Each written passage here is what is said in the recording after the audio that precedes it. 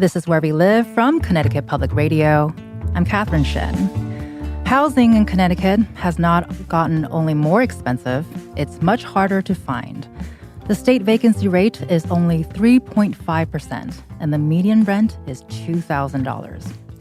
To understand how we got here, you have to take a look at the history of zoning. This week, Connecticut Public will premiere the documentary Fighting for Home, When Housing Policy Keeps Connecticut Segregated.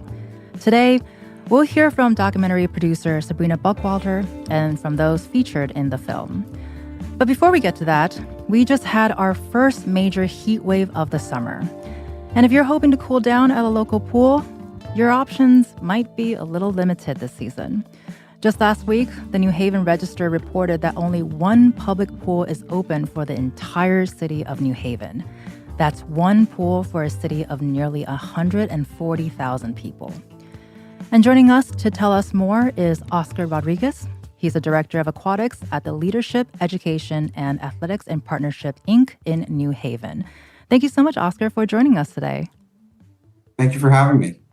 And for our listeners, if you want to join the conversation or let us know if you have a pool to go to, give us a call, 888-720-9677, or leave us a comment on Facebook and Twitter at Where We Live.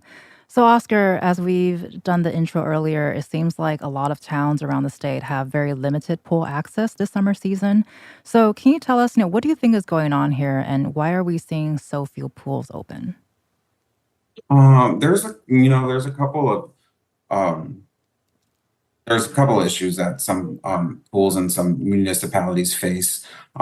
When keeping a pool, it's hard it's hard and costly to maintain. There's a specific license that you have to maintain the pools, just staffing in general. The state is doing a great job on making sure that swimmers now are trying, to learn how to swim. So eventually we have a bigger pool of lifeguards. I would say those are like the two really more important things that are making it harder to open up pools.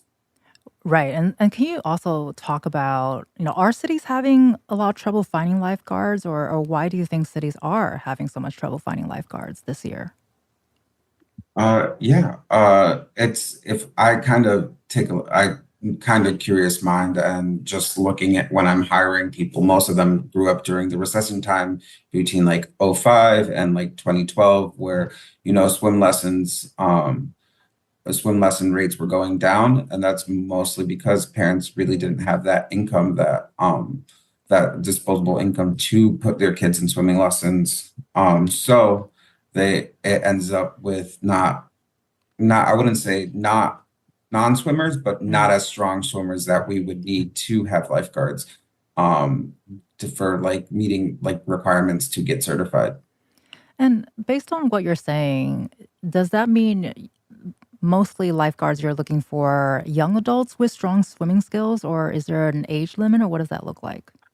So for like the Red Cross standard or requirements, they need to be at least 15 years old and be able to swim continuously, which kind of makes sort of a whole reference to like a snake eating its tail, because if there's no pools open, then kids can't really practice their swimming skills to be strong swimmers. Because for a pool, it's not as much.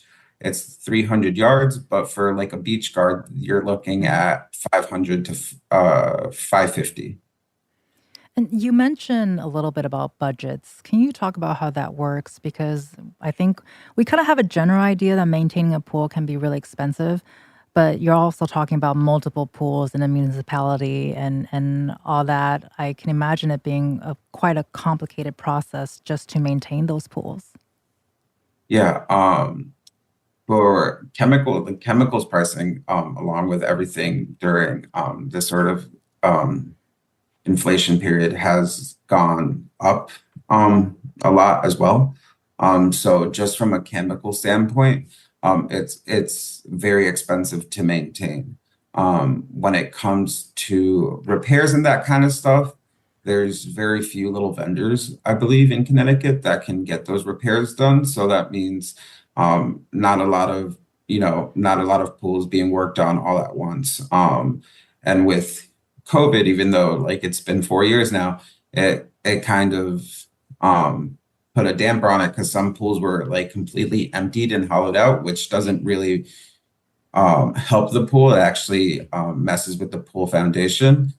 So that's where repairs can be very costly. And talking about lifeguards earlier, we were specifically talking about pool access and a little bit of beach access. But, not only are they responsible for keeping everyone safe in the pool, in the waters, they're also there to make sure everyone's following the rules. So, can you describe some of the work that lifeguards have to do? Because it sounds like it can be really challenging. Yeah. From a certification standpoint, it's like 21 to 28 hour class for pools and a little bit more for beaches, but it's essentially like a first responder. They get trained in CPR, they get trained in rescue skills, how to dive deep, how to do a rescue in submerged water, how to do a spinal rescue, and all that kind of stuff. The training can be a little bit intensive. So that's all. I feel like that's also a deterrent, especially for our young kids who have been traditionally lifeguards, because it's like, ooh, that's a lot of work. Do Right. do I want to do that, or do I want to do something else? That can be a little bit less challenging. And I know we've mentioned that access to pools are really limited this season. Are you hopeful that you will still be able to train new lifeguards or keep some of those older lifeguards that's been around? Like, what does that look like for you for this upcoming season? Um, for me, for this upcoming season, I've kind of I'm personally Leap is in a good place with staffing.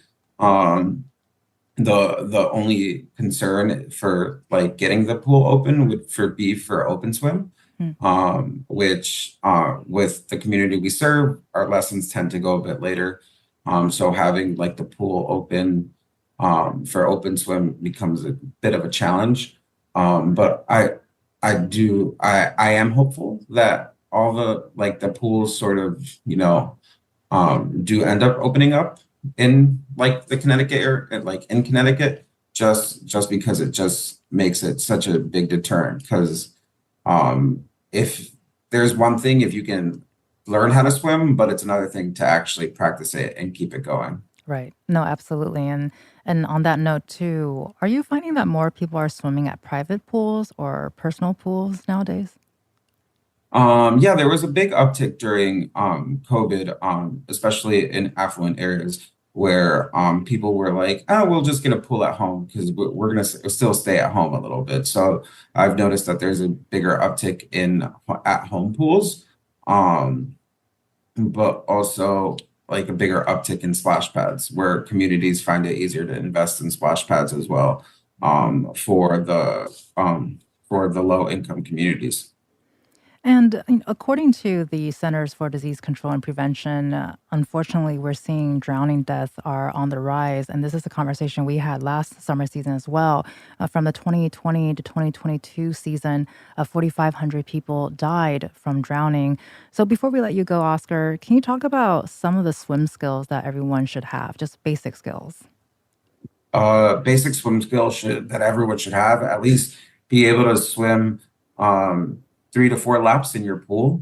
Definitely tread water. The skill to be stay in one place while you're trying to hold a conversation with someone in deep water is very or just even to get your bearings is very important. And then also how to, if you do go to the bottom, how do you get yourself back up? And just pushing off and jumping in, turning around, and getting yourself out of a pool if you need to are very important. Well, thank you so much for those safety guidances and swimming guidances. Thank you so much. Oscar Rodriguez is a director of aquatics at Leap in New Haven. Thanks, Oscar, for being on the air with us today. Thank you for having me. And coming up next, we take a look at the current housing crisis. If you're searching for housing right now, we want to hear from you. Give us a call, 888-720-9677, or find us on Facebook and Twitter at Where We Live.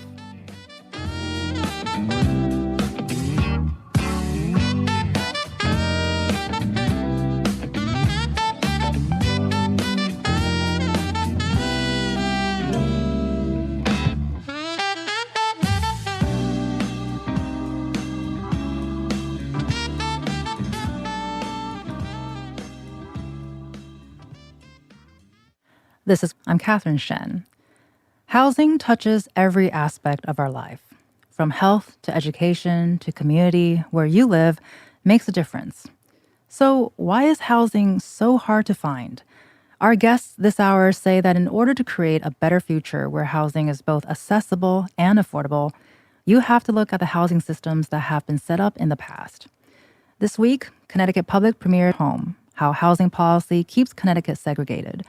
Listeners can find out more by visiting ctpublic.org/housing. And joining us now are a few of those who are featured in the documentary. Jacqueline Ray Thomas, who's a reporter with CT Insider. Jackie, thank you so much for being on Where We Live today. Thanks for having me. And also with us is Shanae Fulton, who is the Commissioner of Planning and Zoning in Middletown. Thanks so much, Shanae, for being with us today. Thank you so much for having me. And also with us is Sabrina Buckwalter, who's the producer of Fighting for Home. Thanks, Sabrina, for joining us this morning as well. Good morning. Thanks for having us. And for our listeners, let us know if you have any questions, 888-720-9677, or find us on Facebook and Twitter at Where We Live. So, Sabrina, I want to start the conversation with you. You helped produce this documentary. Why is this such an important story to tell? Absolutely. It's because we don't talk about it. And when we do talk about it, it's in headlines, it's in small news stories. And so the documentary is really giving you a chance to see inside what the problem is. You know, I think a lot of the problem with why we don't understand how bad it is because we just don't see this sort of inside story. So thankfully, we get a chance to really dig deep with folks and get to understand their stories and hear what has contributed to where we are today. And I think you're a fairly new resident here in Connecticut, right? I am. How does that play a role in that, do you think? It was huge. I mean, I think when you come into something with fresh eyes, you can really see it. When you're in it, you can't see the forest for the trees. And so thankfully, being a new resident, I was able to see a lot. I mean, I came here from New York and I was like, wow, Connecticut really is segregated. And you just see it crossing town lines. You literally, where I live in Stamford, you literally can go 2 streets over and it's completely white. And so that was a big shock to me, honestly, coming from Queens. So, I think that benefited the approach that I was able to take. And this documentary isn't just focused on policy. You know, you feature a lot of personal stories of those who struggled to find housing, still continue to struggle to find housing. And the documentary opened with a couple who found themselves in a very dire situation. We get to know Carlos and Alba. So can you tell us more about what happened? Yeah, they have really quite a heartbreaking story. And I hope that the documentary will at least bring more awareness specifically to their story. So Carlos and Alba became homeless after the pandemic. They were renting from a church friend in a 2-family. And Carlos was a driver for Uber. And when the pandemic hit, he lost a lot of business. And so they they basically got behind in rent. They got evicted and they didn't have any place to go. And they lived in their suburban for 6 months. Their family of 4. They have a high school age son, an elementary age son, and it was extremely difficult for them. When they finally got admitted to Inspirit and Stanford, that was great for them. And they kind of started to see a bit of an uptick of luck. But unfortunately, what we don't see in the documentary is things got even worse for them. Their oldest son had an incredible health emergency. He's still in the hospital, has been for many months, is basically paralyzed at the moment from the belly button down. And so of all of our stories, unfortunately for them, it gets even worse. And so now it's even more difficult for them to find housing because now they have to find a special place that will be able to accommodate their older son and his health challenges. And I think that, we see that a lot of times folks, the difficulty with housing can be related to health. And that's something that, is not taken into consideration. So, I will say, to end on a hopeful note with them, they are very optimistic. They always have a positive attitude about things. They always say that they're going to get through it. And so you see that in the film. That offers a bit of a silver lining, but they do have a very difficult story. And you feature so many various voices throughout the documentary, and we will definitely get into sort of the interconnectedness of housing related to health and education and everything. But before we get there, Jackie, I want to bring you into the conversation because there is a lot that needs to be addressed around housing right now, from high cost to just lack of affordable and available housing. So there's a lot going on here. So Jackie, can you sort of walk us through how do we get here? Wow, I know it's a big question. Yeah. How did we get here? I would say, zoning is the underlying factor of what is allowed to be built or not. And so, but if you go back, and that's present day, but if you zoom back even further, we have racial covets of who can buy a house. It's even more explicit of what different people, and not explicitly saying that Black people aren't allowed to buy into certain neighborhoods. You have redlining that says that the government went through different communities and said this is a high risk community to allow people to purchase a home in this community. Mortgage companies, you might want to think again. And so in our country, home ownership is oftentimes a wealth builder in our country. It's the largest asset that many families will build. And so with that comes this protection of that asset by individuals. And without being able to see sort of the zoom out and see the bigger picture of what that means of protecting an asset might mean for home prices when you won't allow a duplex, or you speak up against a duplex being built next to you, or any sort of multifamily units being built through zoning. And so present day zoning is really the largest barrier to being for communities allowing certain types of development into their community.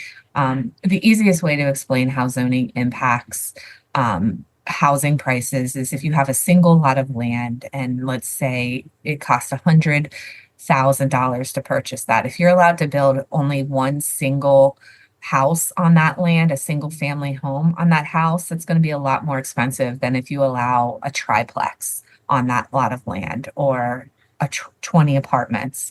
And so you have these very restrictive rules and government regulation that's preventing more housing being built, when data point after data point shows Connecticut needs more housing. Our vacancy rate you mentioned is 3.5%. That really, when you have a vacancy rate that low, which by the way, Connecticut has had among the lowest in the country vacancy rate for both rental and home ownership, it means that people aren't able to move from one home to another. And so the market is kind of frozen and locked because there's just not that availability of housing that people want to move into or able to move into.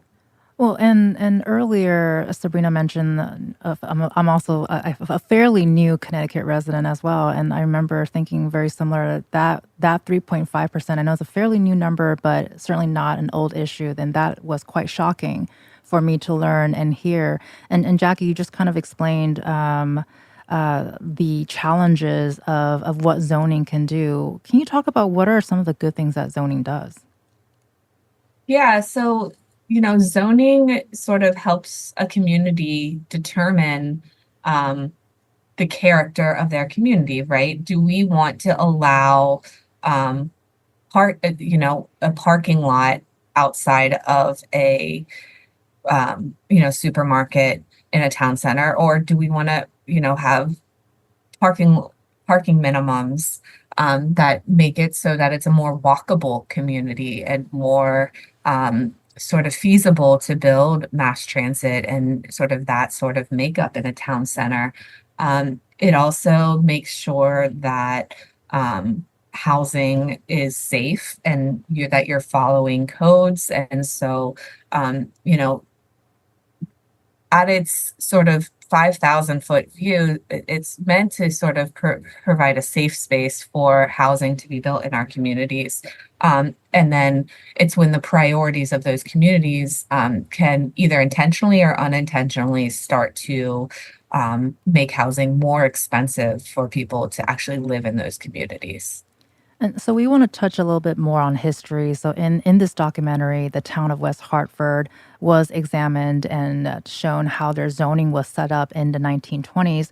We're going to hear a clip of Jack Doherty, who's a professor and director of educational studies at Trinity College, explaining how the town zoning became so restrictive. So West Hartford leaders hire consultant Robert Whitten. And Whitten draws out a very interesting plan.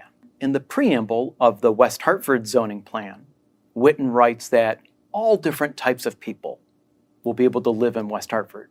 Well, he was also working in the 1920s in places like Atlanta, Georgia. White segregationists wanted him in Atlanta to create race-based zoning. In fact, literally the plans that Robert Whitten wrote up for Atlanta showed these were going to be the white zones, and in the language of the times, these were going to be the colored zones. Even though the U.S. Supreme Court prohibited race-based zoning in its 1917 decision, Robert Whitten created those plans for Atlanta. Now, when we look at Connecticut and what was happening here in the North, we see more of a northern-style racism. Robert Whitten knew exactly what type of exclusionary zoning would be legal in Connecticut in the long run, and they came up with rules that never mentioned race or religion or nationality. Instead, what you'll see are these economic strategies of having wealth-based restrictions. You are listening to Jack Doherty, who's the professor and director of educational studies at Trinity College, and he was featured in a documentary we're featuring today, Fighting for Home. So Sabrina, you just heard what Jack said. Obviously, this is not the first time you're hearing this. Can you respond to what he said? Yeah, I just find it to be one of the most clear anecdotes to explain how we got here in terms of zoning and why it's so damaging. Because when you think about how it was designed to be economic so that you didn't have to specifically mention the people you didn't want is so sinister, honestly, in my mind. And I think that people don't realize that. They think that, well, people just live where they live because, when we were talking to Representative Jason Rojas, he was talking about, how people will self-select. And why do they self-select? What is behind self-selection? Why do you choose to live in that type of community? Why do you choose to really continue that on? So, my response to it is I think that people need to really take that in, think about it, and understand that there's a lot more behind how we have come to live than people just deciding to live where they want to live. And Jackie, earlier you mentioned that zoning impacts quality of life. So how do you connect those dots between these arcane policies to where we are now, especially based on what Jack just shared? Yeah, in West Hartford in 1943, there was the Oakwood Acres that explicitly forbid Black people from moving into that community. And and that was at a time where there was vacancies in that public housing. The government had to intervene in order to tell them, you're not allowed to do that, West Hartford Housing Authority. You have to allow some diversity. And so this idea that if you create laws to say don't discriminate, people won't do it, I think is a fallacy. I think there's enforcement mechanisms in place for a reason, but I think Connecticut historically, the enforcement mechanisms have been weak. If you look at the Connecticut's obligation in the Fair Housing Act to affirmatively further fair housing, you haven't seen that Connecticut has been willing to really enforce that. Instead, they kind of leave it to municipalities to sort of do the right thing and make sure that they don't discriminate and they allow for housing to be built. When in the that's just not happening. You can see it in the data.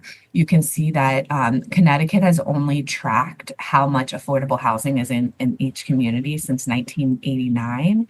And so with that limited window, we're talking about just shy of 35 years. Places like Avon, over 35 years, have only added an additional 242 additional units of affordable units. In Woodbridge, 37, Westport, 265, Simsbury, 373. So we're talking about like minor growth in allowing affordable housing to be built in these communities. And so when you're talking about enforcement, it's just not really there when it comes to the state's obligation to affirmatively further fair housing. I recently did a story about the Fair Housing Act and how often people will file complaints, and how they're required within 100, the law requires within 100 days for those complaints to sort of be processed, and about half of those are not being processed. And I focused on a case that was going on 4 years of just waiting for HUD, the U.S. Department of Housing and Urban Development, to determine if that was housing discrimination. And when you're a family waiting for help for 4 years, like that's almost all of elementary school for your children. And Shanae, I want to bring you into this conversation. You play such a big role in this documentary, and especially with what Jackie just said. I would love for you to share your own housing journey. But before we go there, anything you want to respond to so far? I actually was listening to some of the stuff that Sabrina had said when she mentioned coming from New York. And for me, I'm also a New York native. And it was a culture shock coming to Connecticut, because in New York, it's considered like a melting pot. So everyone lives everywhere. You live amongst everyone. And to come here and witness the segregation, it was very shocking for me. You can be in a town and you can have a certain area that is more of a wealthier area, and then another place that's more of a low-end area. And I never experienced anything like that. So that was one of the first things I thought about. And then I thought about also with planning and zoning, when it was just mentioned about as far as people being able to have single family homes. I started immediately thinking we have things like mixed use, and I used to always say, what is that? Like there were so many things I did not know about planning and zoning. And so being on my local zoning commission, I'm learning so much more, and I'm realizing how segregated our housing is, how segregated our towns are. And it was really interesting to me. And before you worked as the commissioner of planning and zoning in Middletown, you also went through your own housing journey. Can you share that with our listeners? Sure. So growing up, I actually am originally a Bronx, New York native. So growing up, I grew up in public housing until I was about 14. And then from there, I lived in suburbia. So I was in Westchester County. But I ended up going back into the city. And then I migrated, if you will, to Connecticut. And coming to Connecticut, I lived in a house with my then partner. And when I went through my own bout with him, I came from, I'll be perfectly transparent, it was a domestic violence situation. And coming from that, just trying to find somewhere to go was difficult. I had to go and live in motels and hotels that I would work in. And I couldn't even get access to housing through 211. That was even difficult. I couldn't get into a shelter. It's like to be homeless, you couldn't get into a shelter. You had to have gone in a shelter being a domestic violence victim. And even that was a journey. So I spent a good year just trying to get into a shelter. And then going into shelter, then it's like now I have to wait for housing. And I thought that was so interesting. I'm like, how is there no housing for anyone? Like, what? I'm pretty sure there are countless people that go through their own bouts of, domestic violence or just being evicted. Like you said, another family having eviction. So for me, that was really, really difficult to find something. And then eventually I was able to get in transitional housing, but that I stayed there for about 6 years because I could not afford anywhere else to live. And it was based off of my income. And even Section 8 here, it's like you have to go through a shelter system just to get Section 8. Now, New York, I believe is different. Like to this day, I know I'm still on the housing list for New York. I signed up for it 16 years ago. And just to find out that it's just opened back up, I think I found that out like last month. It just opened back up in New York. And I'm like, so I'm looking forward to, I'm like, am I going to get a call? I don't need it now, but I'm like, I may even get a call. It's like that. The housing crisis is so ridiculous. And here in Connecticut, I applied so many times for housing, the housing lottery, and I would get denied. And I'm like, how am I getting denied? I have nowhere to go. So it kind of forced me to have to stay living pillar to post. Wherever I worked is where I lived. Or having to live with someone or just find something. But trying to afford housing was difficult, extremely difficult, and with a child. But I think that, the fact of what you were saying of being in transitional housing for 6 years, and in the film, we talk about, what you were going through, and even in other areas, the benefit cliff, right? Mm-hmm. It's this idea that, well, I can allow you to tell the story, but that was something that, right? It just seems like it was a whole barrier to help, which is completely the opposite of what it was intended to do, right? Mm-hmm. That's true, because you can have a job and they're going to base it off of your income. And now once you go and you say, you know what, I really need to make more money so that I can afford housing. The moment you go increase your salary, automatically your benefits drop. And so it's like one thing after another.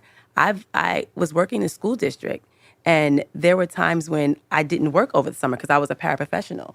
So I had zero income. So now I had to report that and be allowed to not pay rent. But the moment I started back up, you're back to paying rent again. And I was very low income. So every time, I stayed working even in that role for about 5-6 years, just because I knew if I increased my income, it was going to screw me. I knew that. Well, with what you just described too, there are so many ups and downs just in this short time period. Yeah.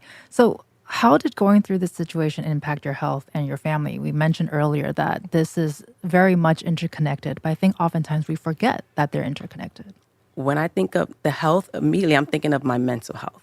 You are like, what am I going to do? Because it's not just you. If you are a family, I was a family of one. I do have 2 children, but I had one with me full time and sharing the other with his dad. But that was difficult. I'm like, how am I supposed to work? And I have to work multiple jobs just to be able to afford a place for us to live. And then there's the stressors of that. And then when you're stressed out, it's like you can barely eat. I know that's how I am. I'm like, I can barely eat. I can barely focus. But I have to make sure that I'm present for not only myself, but being present for my children. So that definitely, it takes a toll on your mental health, your emotional well-being. You're like, I don't know what to do. You don't know what's going to happen one moment to the next. But also saying, I need more income. And that was a challenge for me. Like I said, I worked multiple jobs, like 4. And even with 4 jobs, I still couldn't afford to get a place for us to live outside of transitional housing. That was difficult. Well, and unfortunately, that is a fairly common experience. And you're working multiple jobs, you're worrying for multiple people. What was that moment like when you finally found housing? Oh my goodness. For me, that was a journey. And I kept saying, I don't want to be here. I'm like, I don't want to renew this lease. I want to be a homeowner. And, those multiple jobs, penny pinching and trying to save up. And, I will be honest, the pandemic definitely helped with those stimulus checks, because that was another way that I was able to kind of hold on to something and say, okay, I have some funds that I can kind of put towards a new place to live. And again, trying to find, first I thought about ownership. And I was like, well, I may not be able to do that. So I started looking at rent. Rent for a 1-bedroom in my town was like $1,700. I was like, for 1 bedroom? What? And like, I know I need more than one. So that was difficult. And even trying to find a nice place that I felt like comfortable in. And I think I live in a fairly safe town, but just trying to find it. I started looking at other towns. It was like that. But then I said, I really want to own. And then the opportunity for me to own came about. And I was like, oh my God, thank you, Jesus. Like, I was so happy because I said, finally, I can give my children something more. And, I knew the feeling of when I was 14 years old, my mom moving us out of public housing in the Bronx and us moving into a home in Westchester County. And I wanted to give my children that same feeling, like the same exact feeling of, you know what, we have something else. You have a yard you can play in. You have your own room. Like, I really wanted them to have that experience. And that for me was the best thing ever. Like when I got the call, I remember I was at work at the time and I just burst into tears because I was so happy. And my realtor at the time was recording me. And I said, oh my God, like I was really overjoyed.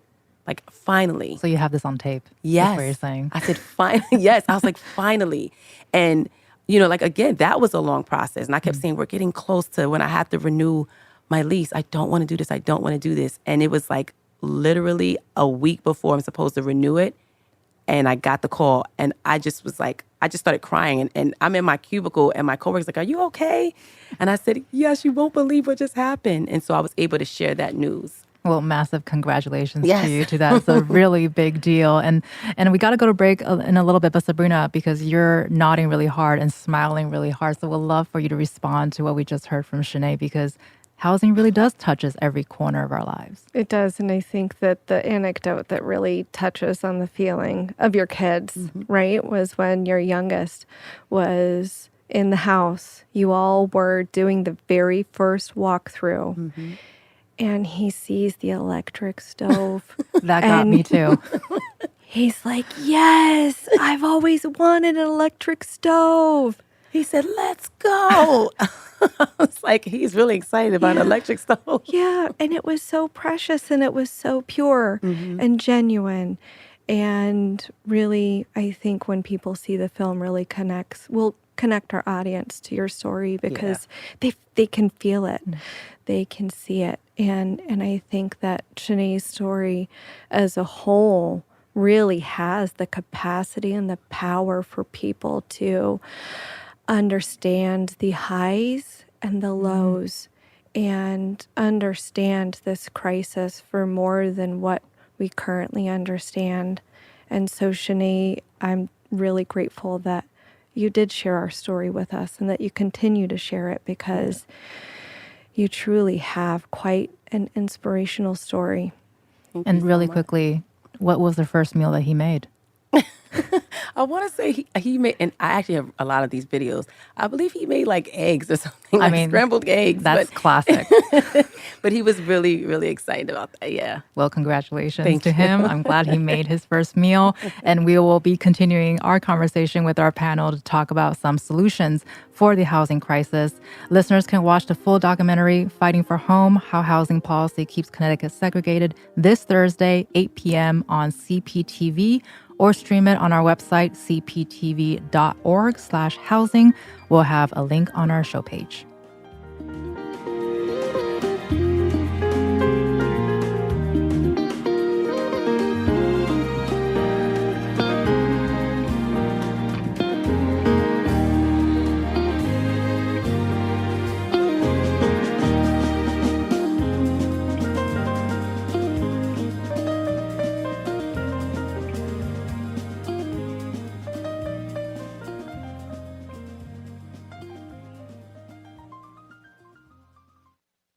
This is Where We Live from Connecticut Public Radio. I'm Catherine Shen. This hour, we've been talking about the housing shortage in our state. You might have heard of the Housing Choice Voucher Program that can help renters access subsidized rentals. And there's also the Connecticut State Statute 8-30G, which requires towns to create more affordable housing opportunities. But are these tools and incentives enough? Still with us is our panel of guests, Sabrina Buckwalter, Jacqueline Ray Thomas, and Shanae Fulton. Jackie, can you touch on what are the benefits of having a diverse housing stock? Sure. So there's, nothing magical about, sitting next to a white student or a Black student in class, but with diversity does come sort of, in schools specifically, does come with the ability to sort of think critically about issues, things challenge sort of your assumptions.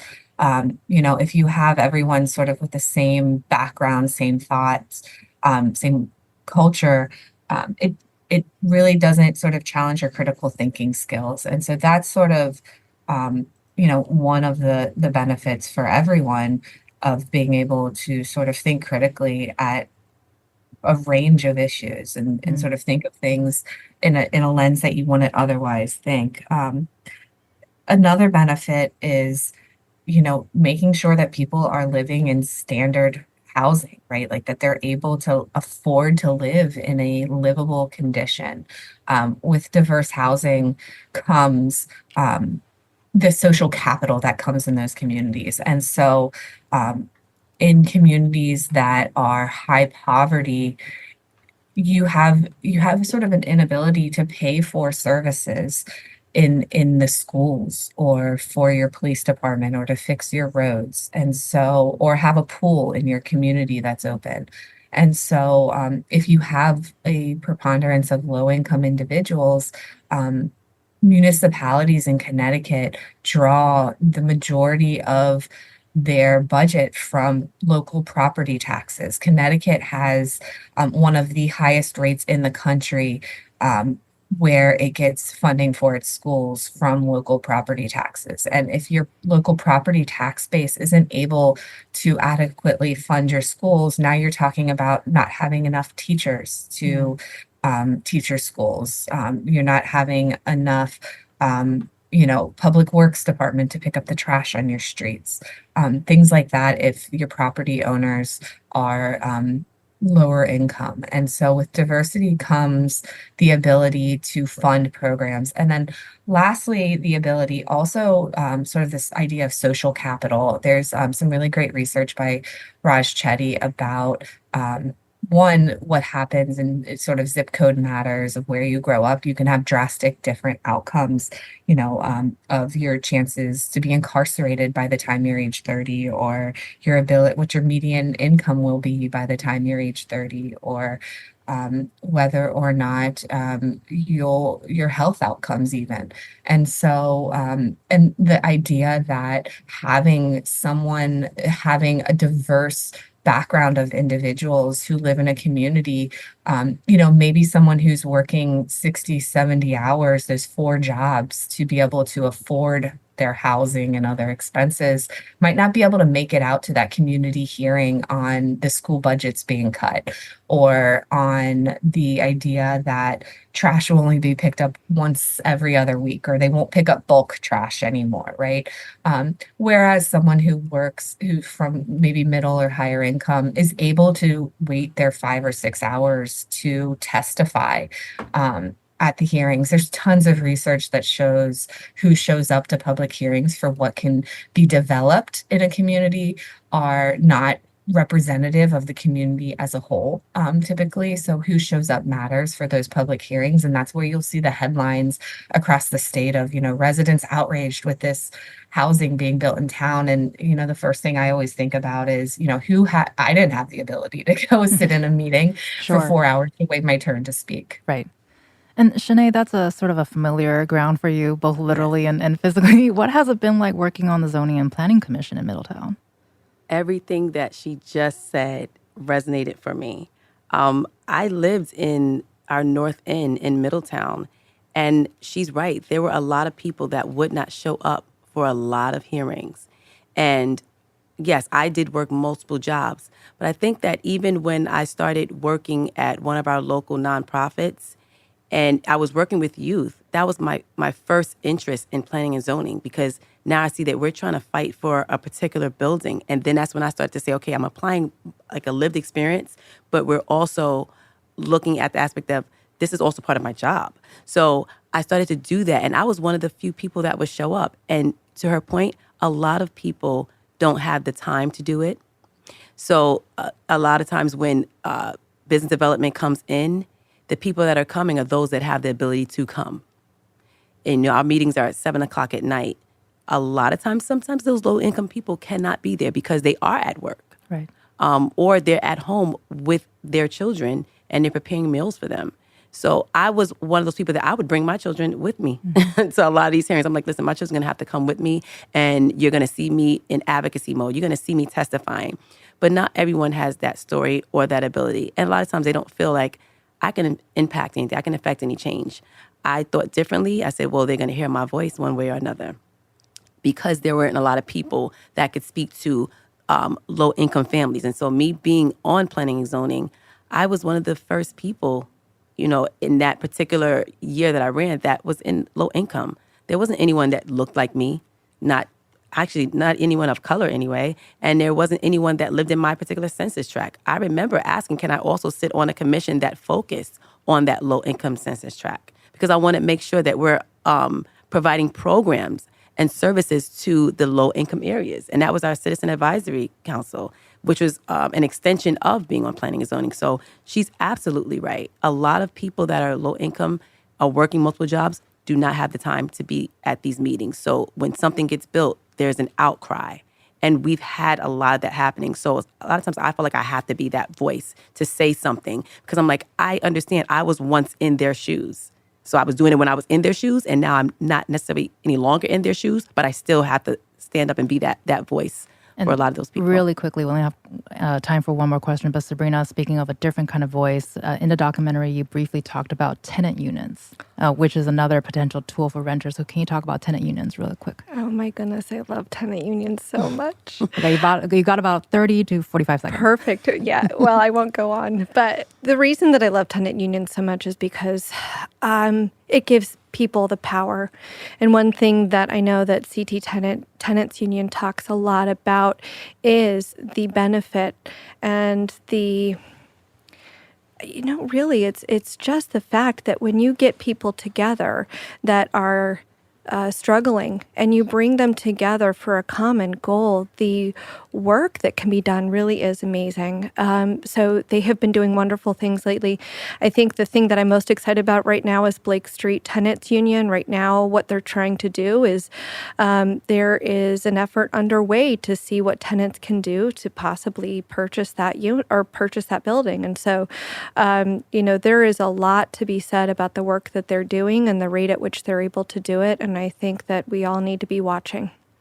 Well, thank you so much for sharing all of your stories today. You've been listening to Shanae Fulton, who's the Commissioner of Planning and Zoning in Middletown. Thanks, Shanae, for being with us today. Thank you again for having me. You're also listening to Jackie Rabe Thomas, who's a reporter with Hearst Connecticut Media. Thanks so much, Jackie, for being with us today. Thanks for having me. And thank you also to Sabrina Buckwalter, who is the story producer and reporter for the documentary Fighting for Home. Thank you so much, Sabrina, for being with us today. Happy to be here. Thank you. And for listeners, you can watch Fighting for Home this Thursday, 8 p.m. on CPTV or stream it on our website, cptv.org/housing. We'll also post a link on our show page. I'm Catherine Shen. Today's show is produced by Tess Terrible, and also a special shout out to Cassie Basler, our editor of local news programs and podcasts, who helped out this hour.